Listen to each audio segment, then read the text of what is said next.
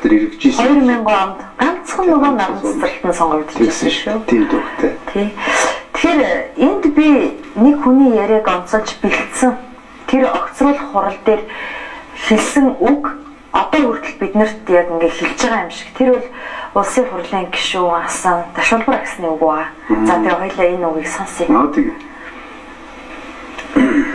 Өөрөсөө надад эдгээр социализмын хөтөлбөрөөр чөлөөтэй ажилласан энэсээ социализмын өсрөлтөд гэж болохгүй гэж хэлжсэн.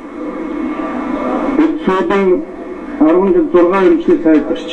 Энэ үстэй тэрнээс дөнгөж нэгэн зургийн ажилласан байна.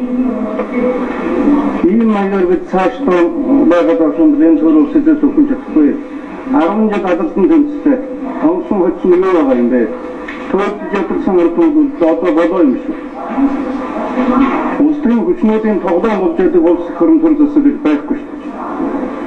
Эцэстүүд энүүд ирсэн гэдэг хаахын төлөө тэмцэл, их мэдлийн төлөө улс төрийн засгийн бүлэглүүдийн тэмцэлийг тэгээд дахин хариуцлагатайгаар мэдгэж байна.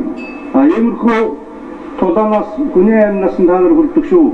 Засгийн газар Өөрсөн хөтөлбөрийн санах ёстой байсан гэж хэлсэн. Нөгөөдөөс энэ татвар 8 сая төгрөг хамгийн бүтээгдэхүүн гэж бодож байна.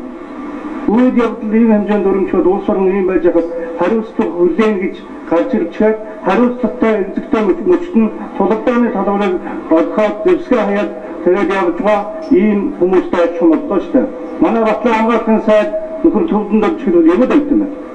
Энэ Монгол байдлын талбар гарах юм бол зэрэг өдөр чадахгүй зүгтах юм байна.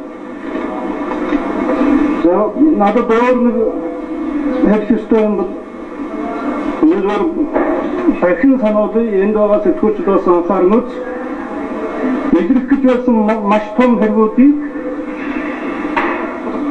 самын хааж ялангуяа төрийн өхөлийг тэрвэт том хэрэгүүдийг нэгтгэжсэн бүх самыг хаалаа шүү гэж хэлсэн.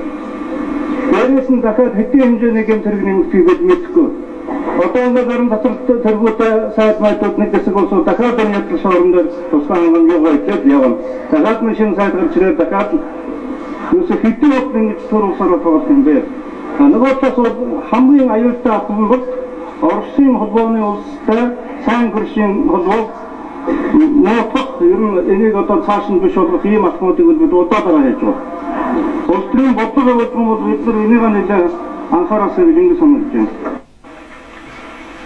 За. Их ховрын мочтой асуудлыг хүндсэн байгаа. Их ховр яриа. Тийм байна. Тий. Одоо тэр огцорж байгаа тэр одоо гарын үсгээ зурсан сайдуудыг нэг хэлж байна. Том хэрэгүүдийг нэг нуулаа гэж байна. Ингээд ирэхээр хүний амьд хүрдэг шүү та нар гэж байна. Яг л да тэр үе нөхцлөөр л яг л ийм байсныг үнээр нь хэлсэн. Зоригтой байсан гол нь. Үнэхээр өстой нэг шатчихсан үйл л дээ хөрх юм тий. Энийн дараа нь удаагүй бурхан болсон шүү дээ тий. Би яг энэ хуралд өөрөө байгаагүй. Гэхдээ энийг сүүлд нь сонссон. Ож үзэх юмсан шиг боддtiin. Харин та бүхэн олоод ирсэн байна. Энэс л одоо нотлох юм таа байхгүй. Энийг олон тунгаан бодох эсэл гэж би явж. Энд бол би тайлбарыг хэрэг байхгүй гэж бодож байна. Бод дүн юм л болсон.